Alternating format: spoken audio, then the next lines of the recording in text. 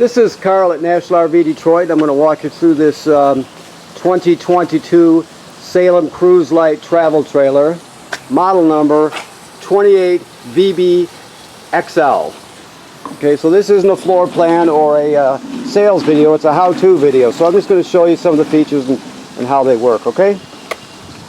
So here we are at the door side rear of the trailer.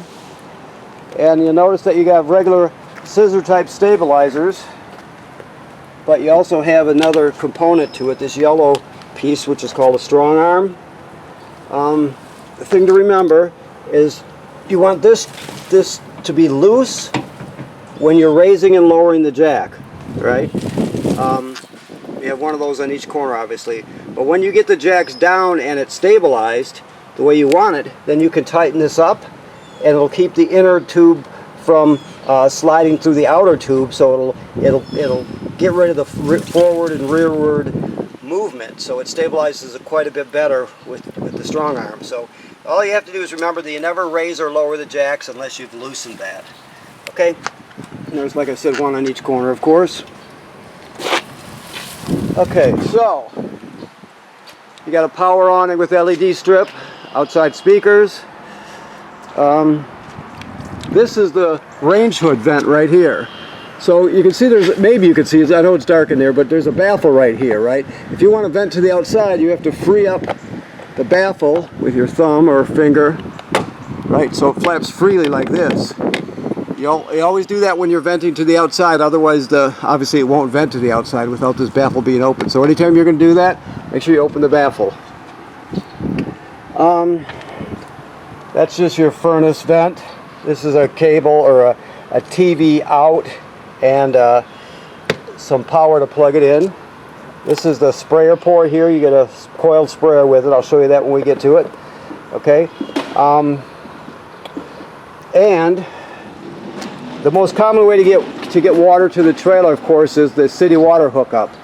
But if you're camping on a campground that does not have plumbing on the campsites, like let's say it's an older state park, they have a fill station when you first go in through the gate by the ranger station there, but they don't have plumbing on the campsite. You could actually pull up to their fill station and fill your fresh water tank and then use the onboard pump to pump the water. Everything will work just as though you've got city water, even though you'll be pumping it from the tank. Okay, so let's see what else we got here. So this is an outside kitchen. Now keep in mind that this is the quick connect for the LP system right here. So you're gonna have to plug the griddle into the LP system, and also this white gate valve here. That's the drain for your fresh water tank. Okay. This is the sprayer I told you about. This is the LP line. So this male end here will plug right into the female down here. It has a valve on it, on and off, right? And then the other female end here will go to this right here. So that's how you get LP to the griddle. The refrigerator is just an AC type dorm refrigerator. Okay. Moving on. Let's see what we have in here. Pass-through storage. This is like a hamper here from the inside. Okay, so you can see right here that little drill attachment. That's for the you put that on your drill to crank your stabilizers up and down. It's a 3/4 inch socket. This crank right here, the smaller one, that's used on your power tongue jack. In case it fails, you can always get hitched and unhitched by putting that on your tongue jack. I'll show you where that happens when we get out there. And then the longer piece is for the awning. You have to read about it in your literature, and better to look at the manufacturer's videos to see. You can actually get the awning in an emergency, so you can get home or wherever you're going. So keep that in mind. That little thing right there is just an adapter to adapt your 30 amp power cord down to a 20. You have your dump hose there, and then the black coil thing, of course, is your 30 foot 30 amp shore power cord, okay? All right. So as we move around, here is the power tongue jack right here. Obviously you have up and down, and then that's a light, hitch light. If it ever fails, you can pull this plug off, put that crank right on it, and crank it manually if you have to. You have 2 LP tanks full with an automatic changeover regulator. This is a deep cycle marine battery, and this right here is the kill switch for the battery. If you want to disconnect it when you put it in storage, you can just shut it right off, so you don't have any ghost devices like the LP carbon monoxide detector, which is hardwired to the battery. That will always draw power. So if you shut that off, your battery won't draw down as quick. All right. So I'm just getting a closer look. This is your power cord here. There's the dump hose. Okay. Your slide out is in right now. So you have valves here. You have one right here. You have a black valve right here, and another gray valve right here. So you have 2 gray valves and a black. Now, keep in mind, generally you will dump the black first. That's toilet water and waste. Then you'll use the gray water, sink and shower water, to wash out the hose. Also, you can leave your black valve open and then hook your hose at the dump station right onto here. This is the black tank flush. Turn it on, it'll spray out the inside of your tank. It'll clean off the sensors, that sort of thing. I mentioned I showed you how to fill your fresh water tank on the other side. Well, this is the city water hookup. This is the most common way to get water to the trailer. You're just going to put the hose on there, turn it on, and you're all set. Okay, this is your water heater. There are switches inside to operate it. I'm going to show you right here if I can get it loose. There we go. Okay. So the thing to know, let me get down here. The thing to know is there's this switch right here, this rocker switch, on and off. That controls the electric heating element that's behind this cover here. So keep in mind, you have it shut off, this heating element is off. If you turn it on, it's on. Now, you never want to run this when the water heater tank is empty. You always want it to be full before you turn that on. That's important. This is the gas burner. You can also run it on gas. The switch to operate is inside. And this is where you drain it from right here. This is a drain plug with an anode rod attached to it. So it's an 1 1/16 6-point socket with a 6-inch extension or so, and a breaker or a ratchet to break it loose. That's how you remove it. So anytime you need to drain your water heater, that's where you do it at. Just always make sure you refill it before you turn on your heating element, okay? All right. So let's see where we're at here. This is where your power cord hooks to. As we come around the back, this is obviously cable and satellite through. It's pre-wired for a backup camera. It's also got a pre-hookup for a telescoping Lippert ladder that they make that would fit on there if you were to purchase one. While we're looking up, keep in mind that the manufacturer states that you should inspect the roof every 90 days. So you need somebody to look up there at the roof, check the sealant out, make sure there's no cracking or separation where water can get in. Look at the roofing attachments and the roofing material, make sure it's not damaged by low branches or road debris flying up there, that sort of thing. You're just inspecting. If you see an issue, you take care of it, but odds are you'll be inspecting it for a long, long time before you see anything to take care of. But you don't know that. That's why you inspect it. It's just protecting your investment, okay? Keeps you ahead of things. Okay, so slide room is in. Here's your control panel. So, oops. There we go. This particular slide out, just so you know, there are different types. This one's called a Schwintek. It's made by Lippert, or they own it now. It was originally a Schwintek, and the name sort of stuck with it, so keep in mind you have a Schwintek slide.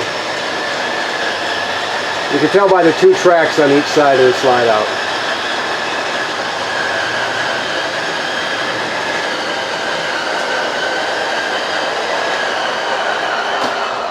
Okay, and that's that. Now this is, of course, for your awning. here. You can see it rolling in and rolling out. You have lights there if you want to use them. Just make sure you're rolling on again. If you're not going to be at the campsite, you don't want it to get damaged by the weather. Your water pump is right here. I told you about that. You can pump water out of the fresh water tank. It's also used to winterize the trailer. Your water heater on gas turns on here. There's the fault light, so you know. So the switch for the electricity is outside, like I said. The gas switch is right here. You also can check your levels here. Battery. We're running on battery now, so it's not quite charged. Fresh water is empty, black is empty, gray is empty. It graduates up in 1/3 increments. When you get past 2/3, you got to start thinking about dumping the black and gray tanks. Now when it comes to these switches here, this is a dimmer. You just rub your finger or thumb over it and it turns them on. Okay. Alrighty, so you have, let me see if I can find the remotes easily enough. You might still have them in your packet. Well, I'll just talk you through it. This comes with a remote for your fireplace and your radio. The fireplace, we're not plugged in so I can't turn it on, but I can tell you that you can adjust the fan speed. You can change the color of the crystals down there, and you can also change the color of the flame. So there's a lot you can do with it. It's a good space heater. So on those days, you have a limited supply of LP, right? So on those days where it's not quite cold enough to run the furnace, you can just run this, and it uses just campground power. So it's a good way to save your LP anyway. All right. When it comes to your sound here, it has Bluetooth, so you can stream wirelessly, from your phone or tablet, whatever you have. It has AM/FM radio. You can stream off this USB right here, so you put all your favorite albums on one USB drive and take them with you. This HDMI is an in, so if you need to go into the system with a, like a portable Blu-ray player or something, you can do that. And it has 2 speaker zones, 1 and 2. 1 is inside the trailer, 2 is outside the trailer. The thing to know is that this green light tells you that the digital signal booster for the antenna is on. You can shut it off, but when you're using it, using the television with the antenna, you always want this on or you won't get a good signal. So keep that in mind. You always have to have that on when you're using it. Now this is just telling us this is pre-wired for a Wi-Fi signal booster for public Wi-Fi.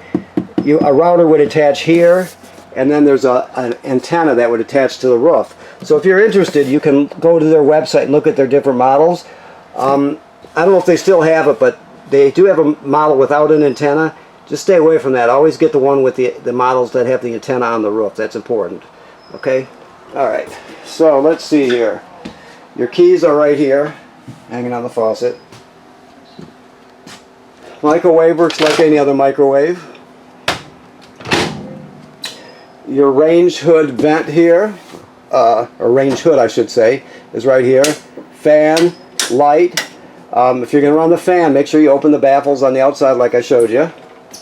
I don't know if he's got the gas turned on or off here. We'll find out. Either way, I'll talk you through it. This is the sparker. You turn it clockwise to spark. You got 3 knobs in the middle and 3 burners, and then this one, of course, on the right is for the oven. I don't hear it running. So it's not, he doesn't have the gas on right now. So all you do is go to light or high in this case, and you spark it by turning this clockwise, and they'll light just like that quickly. Then when it comes to the pilot light, it's all the way at the bottom to the back there. I don't know if I can spark so you can sort of see it back there. Okay. So what you do is you go to the oven knob, you go to the picture of the flame, which means pilot light. You depress it, and you keep it depressed during the whole lighting procedure. So you're sparking this by turning it clockwise. Once it lights down here, you still hold this in for another 10 seconds or so to heat up the thermocouple. Then you go to operating temperature, of course. When you shut it off, the flame goes out, but so does the pilot light. So you have to light the pilot light each time you use the oven. Okay. Let me just look around in here. I don't want to miss anything here. Okay. Anytime you see the Scan Me things, there are some apps you can use for some of the devices, so keep that in mind. You can see that you got some stickers advertised in that. Alright, so let's see where we're at here. Okay, so this is your carbon monoxide LP gas detector right here. It's green. It should always be green like that. If not, you get it serviced. If it detects carbon monoxide, it'll go off. If it detects LP gas, it'll go off. And if it beeps very slowly, the same tone of the very slowly is telling you your battery's low. So I'll let you hear it. Whoops. Uh-oh. I've done it. There we go. So that's the noise it makes. Okay. Gas, carbon monoxide coming up. There you go. So keep that in mind. And if it beeps slowly, it's telling you your battery is low. If that goes off, you take everybody outside, leave the door open, shut the gas off at the front, and figure out what's going on. Okay. So the thermostat works like any other thermostat. It's you hit the mode bar to light it up, and then you just go through the different options. Okay, running the fan in here still. We'll shut that off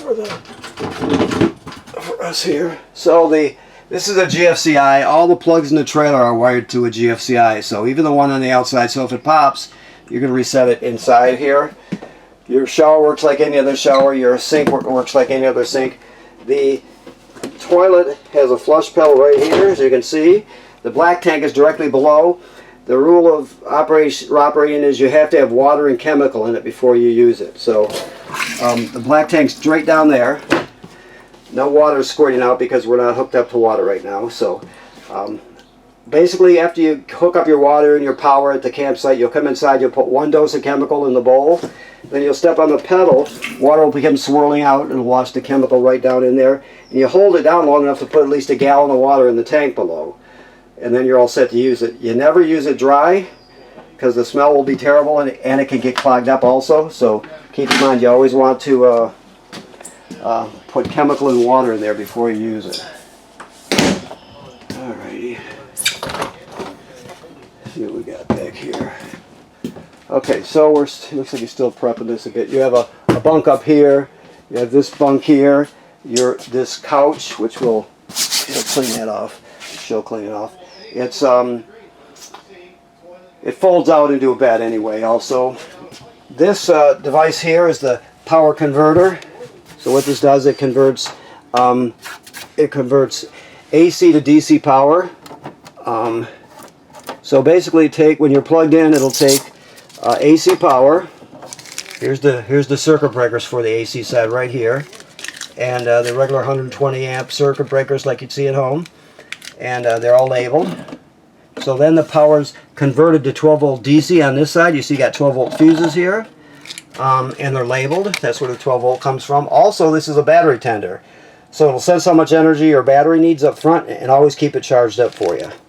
So it also charges your battery. Of course, when you're pulling it down the road, your tow vehicle will charge your battery too. So, alright. So let's move towards the front bedroom. Now you can drop this table down, turn it into a bed.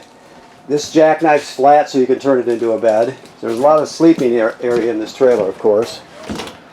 Your master bedroom is here. The thing to know is there's TV hookups here, and there's going to be a backer plate there too to hang a bracket. So you can lift the bed up, and there's some storage underneath. This is the emergency window, the escape window. You push it all the way through in an emergency and then grab a hold of the screen by this tab, pull it out, and you can escape through that window in an emergency. Okay? Alrighty. Like I said, there was storage under the bed. And this is the hamper I showed you from the inside. You can see it right there. Okay? Alright. So, I want to thank you for purchasing your trailer here at National RV Detroit. Please remember what I said about inspecting your roof every 90 days, checking for any kind of damage that's done to it or any kind of cracks or separation that could let water get in. And right now also this is in camping mode, so it's been we've purged all the antifreeze out of the system, replaced it with fresh water, so it's ready to go. You're ready to camp in it. Okay, thank you.